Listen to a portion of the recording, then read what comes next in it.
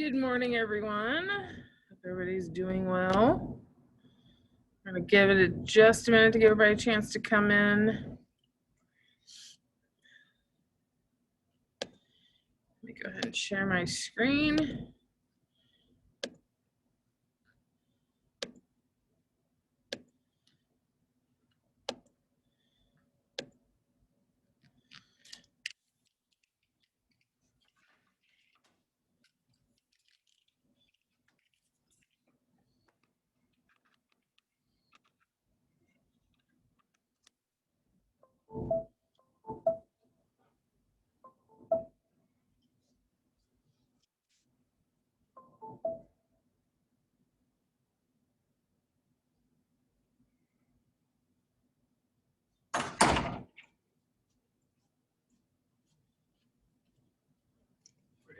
Let's say I need. You need what? Say I gotta add password for password. Ooh, I didn't see that. Let me look. I'm new at Ed Puzzle. My son uses it for school, and I actually like it. So let me see what that means, because I don't remember a password. Good morning, people. All right, let me let people in, and then I guess I already have a challenge of finding out why you need a password on a puzzle.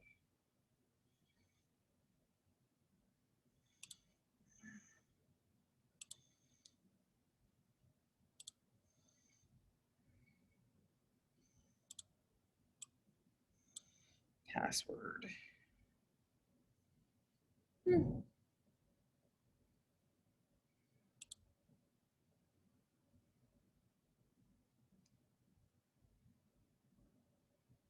Assigned to a class.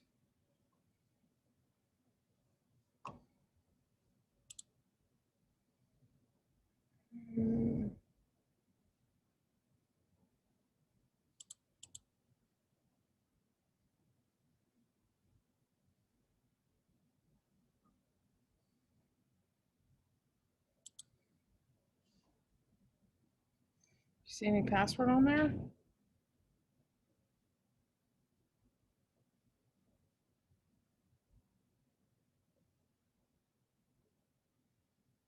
I don't see anything about a password.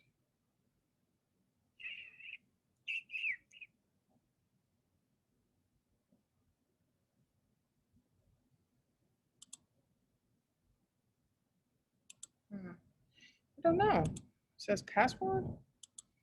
Let me see. Can you show it to me what it looks like?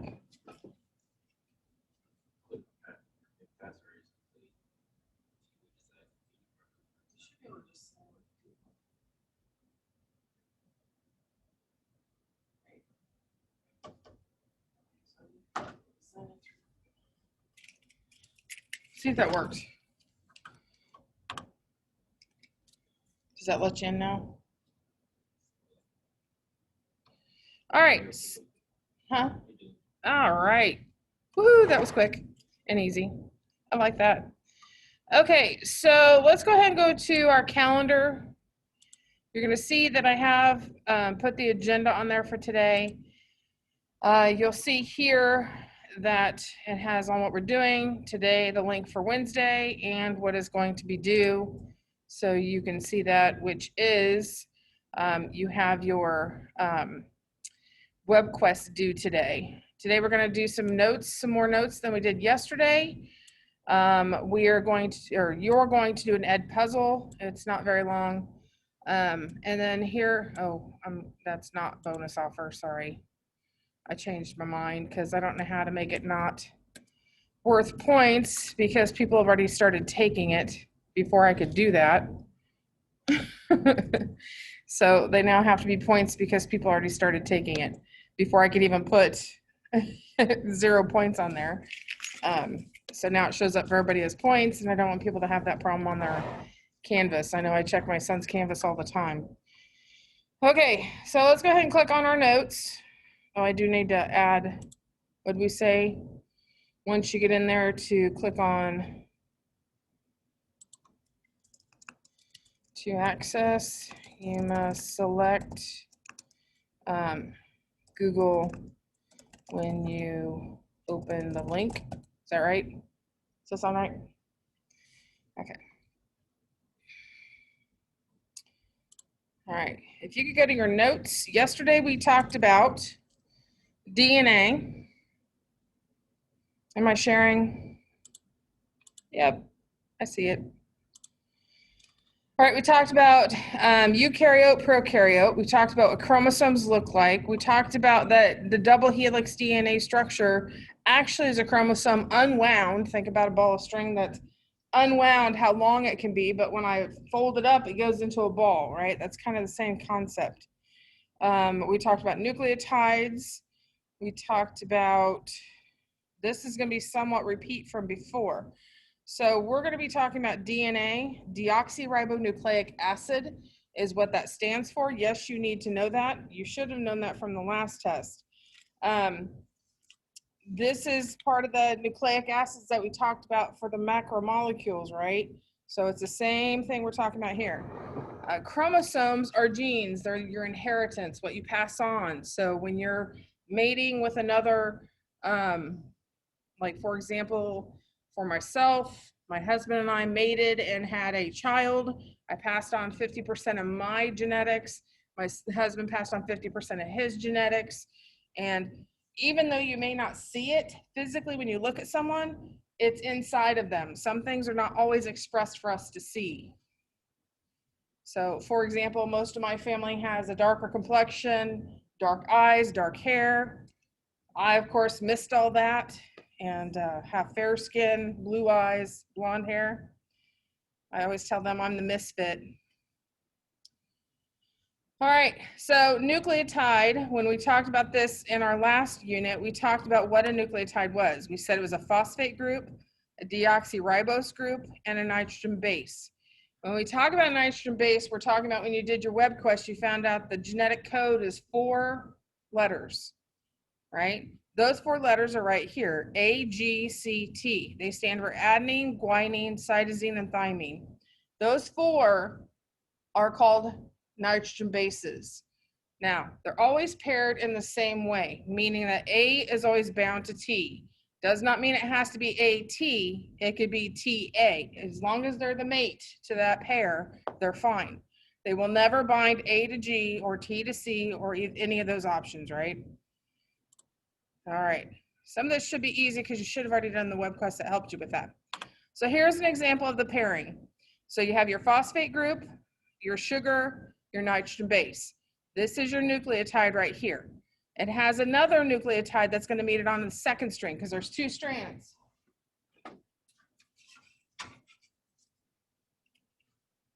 There's 2 strands to a DNA structure. This is a double helix. It's called a double helix because there's 2 of them, and it's a helix because it's spiraling. This side is always going to have a pair that meets this side, and that's why it has 2 strands. They meet in the middle, and they're bound together by a hydrogen bond. The thing about the hydrogen bond is hydrogen bonds are incredibly weak, so they're easy to break. So when they go to make a copy of themselves, they're going to be like this right here, where they break apart and make a copy. But as soon as they're copied, they start to zip back up. That way there's more room to open up more of it to continue to make a copy. All right.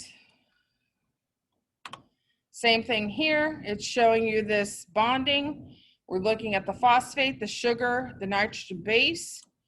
Hydrogen bond here. Between the phosphate and the sugar, it's going to be a covalent bond, which is a stronger bond than hydrogen. But remember, hydrogen is still a covalent bond. Here is the person who came up with this.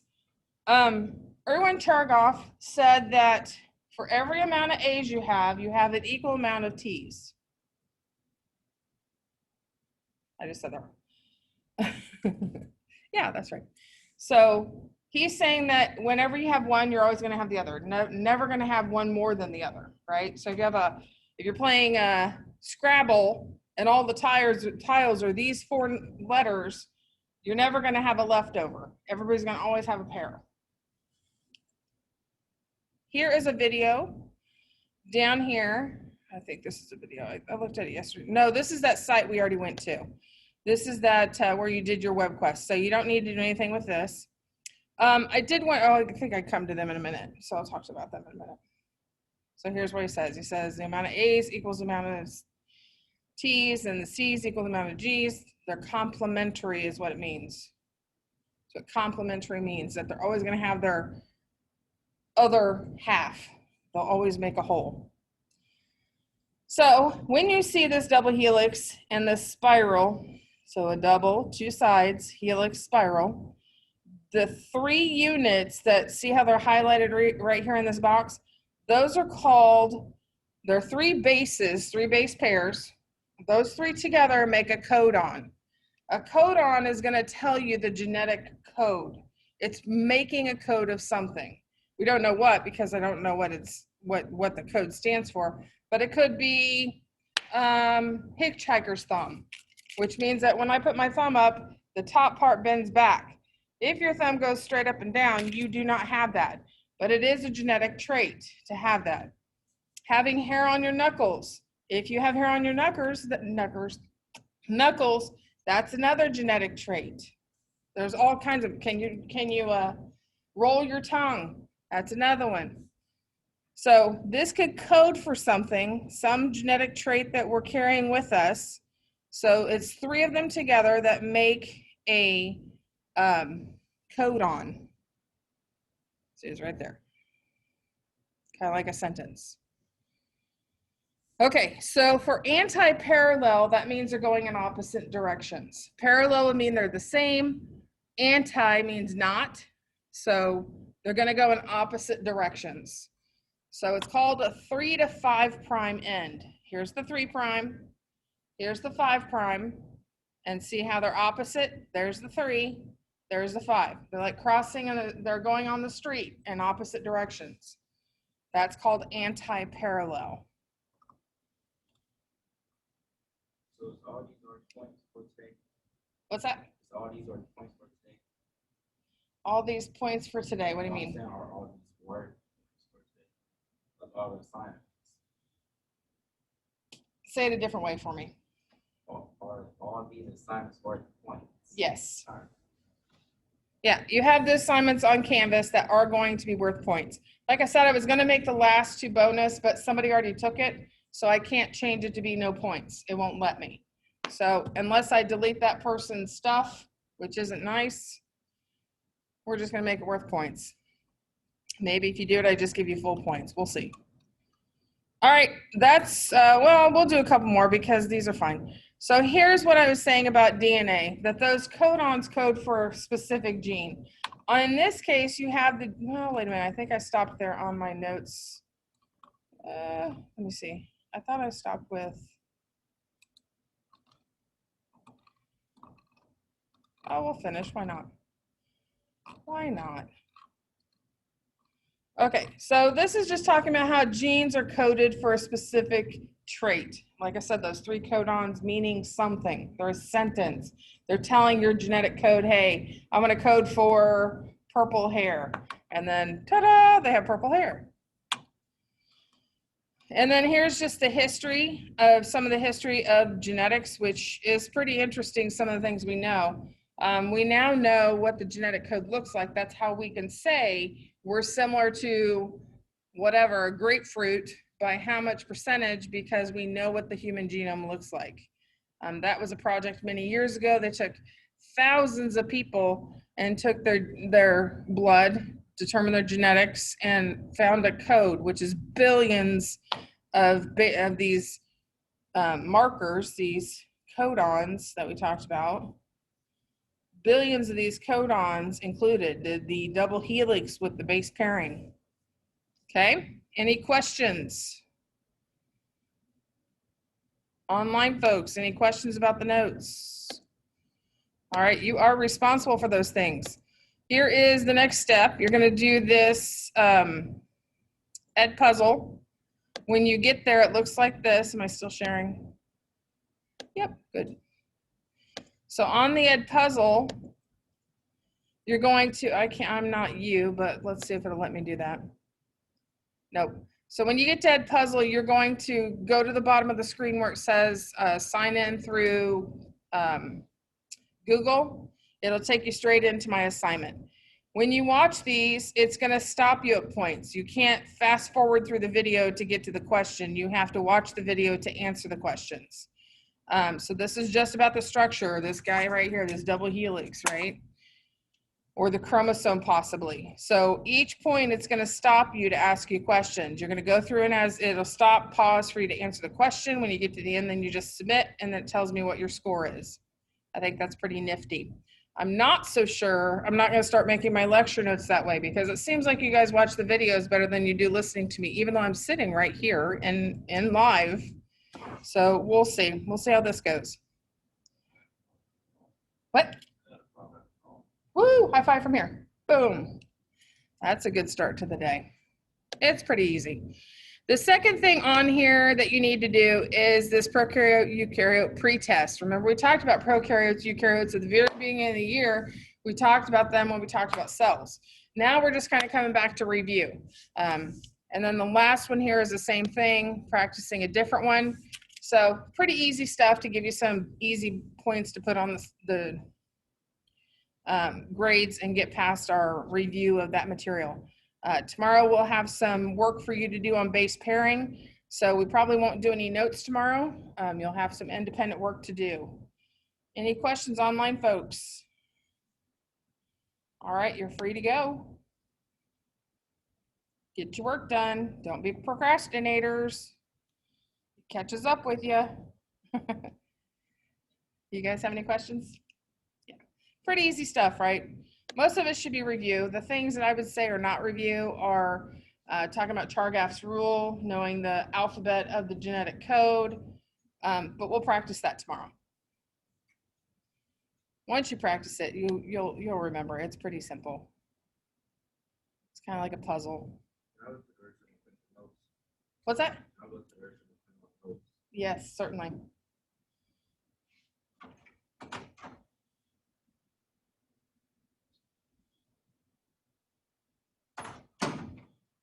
All right, everybody free to go.